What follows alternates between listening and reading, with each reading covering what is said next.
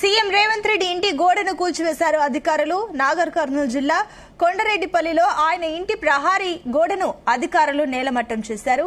ఇక గ్రామంలో 4 లైన్ల రోడ్డు కోసం పనులు కొనసాగుతున్నాయి. ఇందులో భాగంగా రోడ్డు విస్తరణలో 43 మంది ఇళ్లతో పాటుగా సీఎం ఇంటి ప్రహారీని కూడా పగలగొట్టారు అధికారులు. ఇళ్లు కోల్పోయిన బాధితులకు పరిహారం అందించేందుకు 2 నెలల క్రితం సీఎం ఆదేశించడంతో రోడ్డు నిర్మాణ పనులు వేగంగా చేస్తున్నామని అదనపు కలెక్టర్ దేవ సహాయం తెలిపారు. ఇదే అంశానికి సంబంధించి మరిన్ని డీటెయిల్స్ మా కరెస్పాండెంట్ శశి అందిస్తారు. Shashi, good morning Sunitha. అయితే నాగర్ కర్నూలు జిల్లా కొండారెడ్డిపల్లి ఏదైతే రేవంత్ రెడ్డి సొంత స్వగ్రామం ఉందో ఆ గ్రామంలో అభివృద్ధి పనులన్నీ శరవేగంగా సాగుతున్నాయి. ఇక్కడ పనులను స్థానిక కలెక్టర్ దగ్గర ఉండి పర్యవేక్షిస్తున్నారు.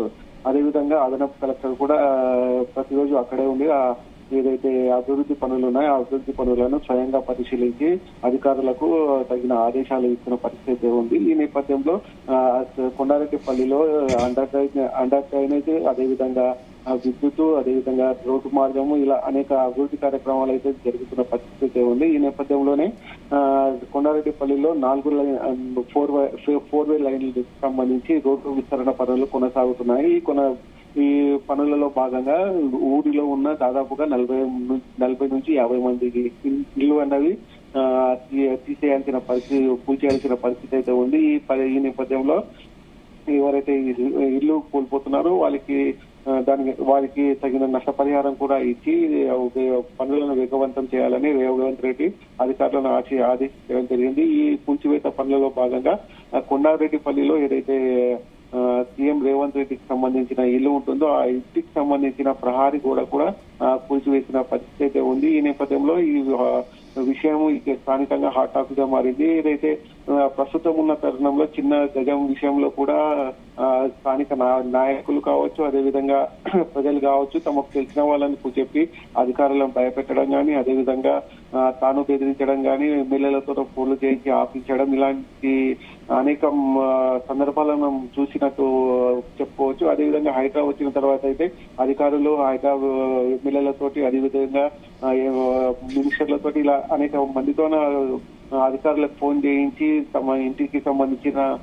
కూల్చివేతలను ఆపేస్తున్న తరుణంలో ఇక్కడ సీఎం రేవంత్ రెడ్డి తమ ఇంటి కూడాను స్వయంగా తానే కూల్చేయమని చెప్పడము, ఇది అందరికి ఆదర్శంగా నిలబడాలని ఇక్కడ స్థానిక ప్రజలు చెప్పుకున్న పరిస్థితి అయితే ఉంది.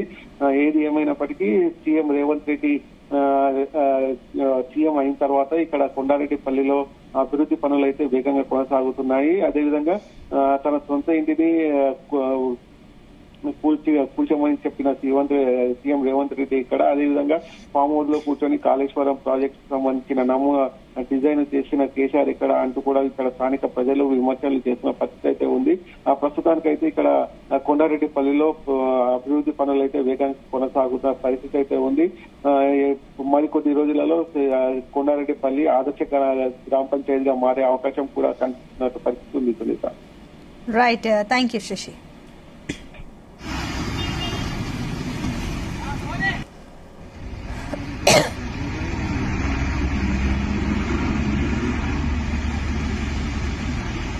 ఇక సీఎం రేవంత్ రెడ్డి ఇంటి గోడను కూల్చివేశారు అధికారులు. నాగర్ కర్నూలు జిల్లా కొండరెడ్డిపల్లిలో ఆయన ఇంటి ప్రహారీ గోడను అధికారులు నేలమట్టం చేశారు.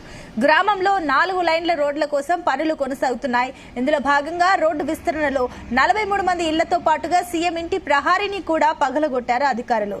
ఇల్లు కోల్పోయిన బాధితులకు పరిహారం అందించేందుకు 2 నెలల క్రితం సీఎం ఆదేశించడంతో రోడ్డు నిర్మాణ పనులు వేగంగా చేస్తున్నామని అదనపు కలెక్టర్ దేవ సహాయం తెలిపారు.